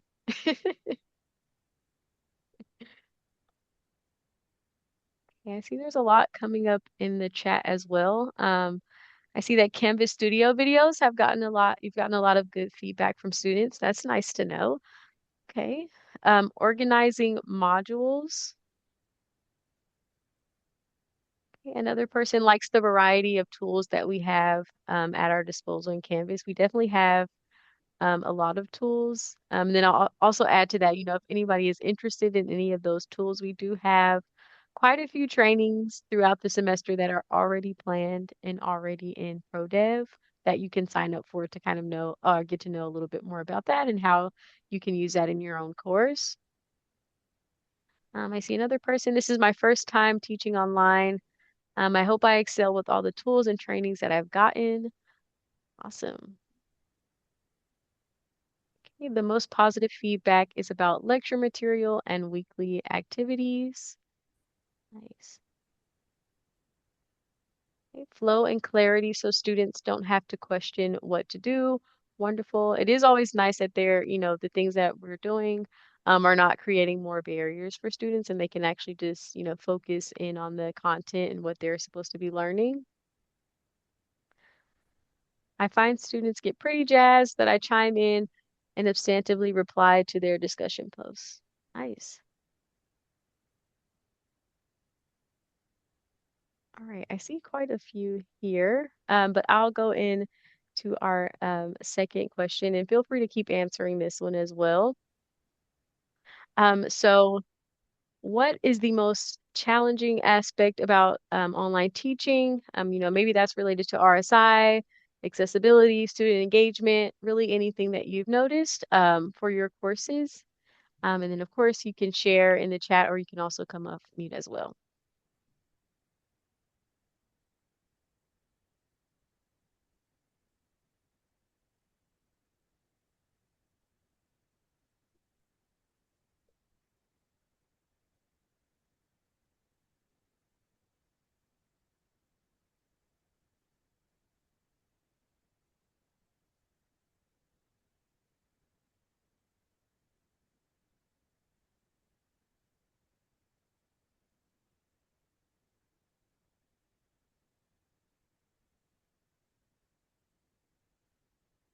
Okay, I see some answers coming in.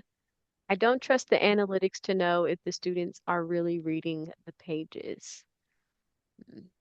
I'm not too familiar with the Canvas analytics. Can anybody give any insight to maybe how accurate that is?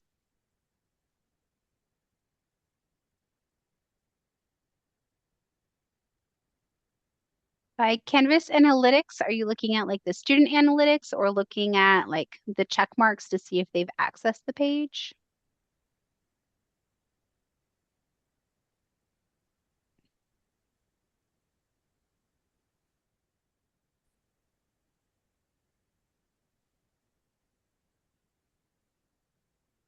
All right, I'll start reading some of these other ones. I see that creating a safe space to share personal work.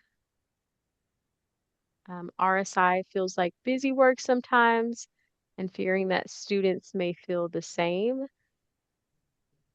I don't know if it was this session, but in another section, we talked a lot about intentionality. So, of course, we want to meet the RSI requirements, but, I think there is a balance to be found, making sure that these interactions are intentional and not just you trying to meet the requirements, but ensuring that they actually align with, the outcomes for the student.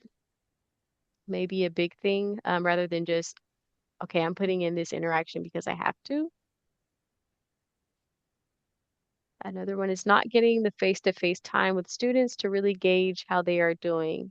If they are having an off day and general body language. I teach a lot of lab classes, so we are together a lot.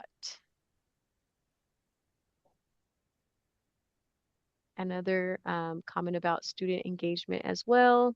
And then keeping up with that, prepping the coursework with a reasonable amount of time. Definitely see that one come up a lot as well.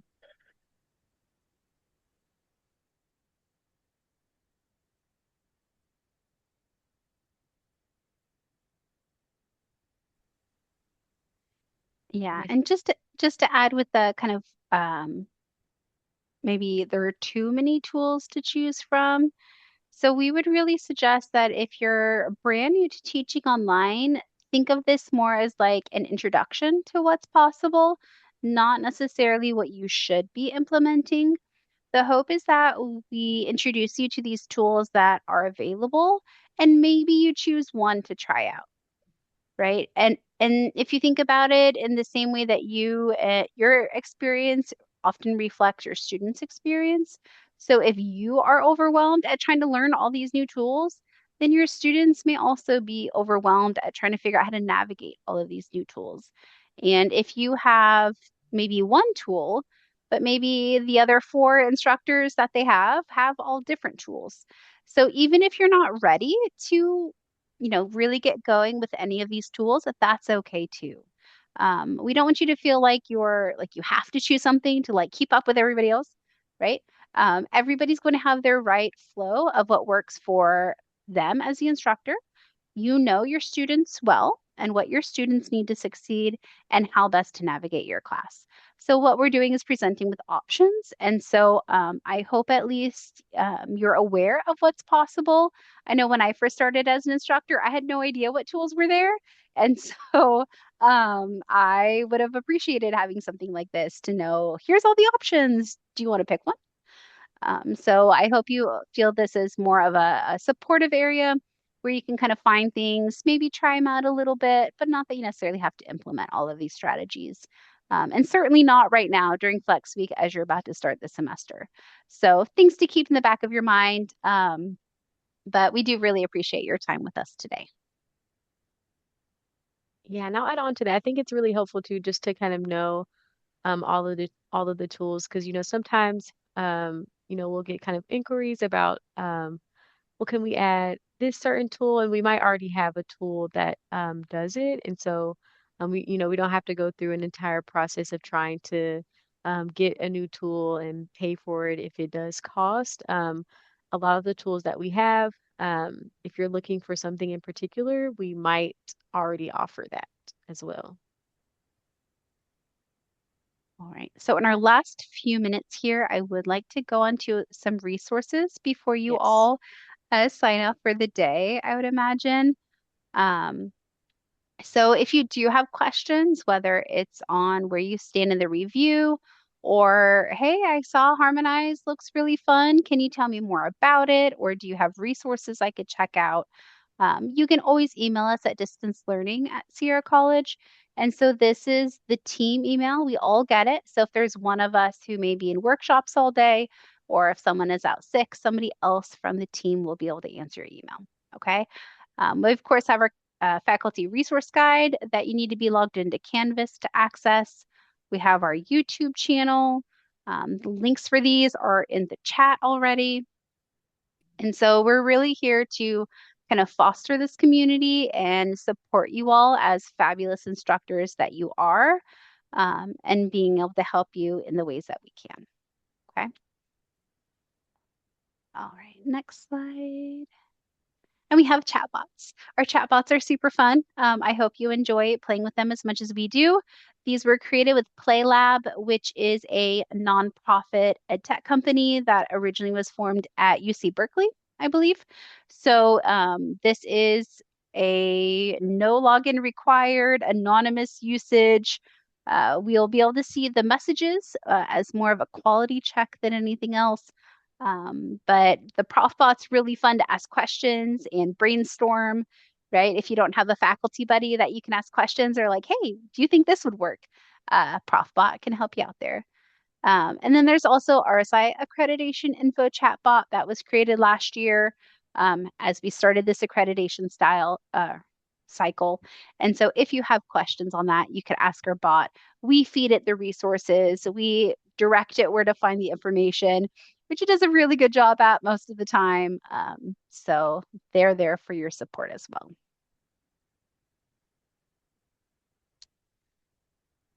All right, wonderful. Well, thank you so much for spending another 2 hours with us today. We hope you had a great WoW, and thank you so much for joining us today.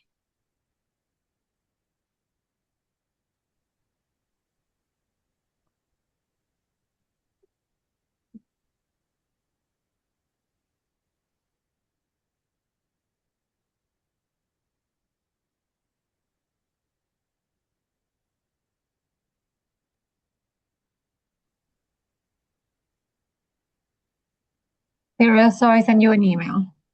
Andreana. So my last name is there is Medlock, but I mean there it says the Gosno, but at Sierra is Medlock. So in case, but I am the same person for you to know. Okay. Thank you so much. Thank you. Oh, and I'll stop the recording now too.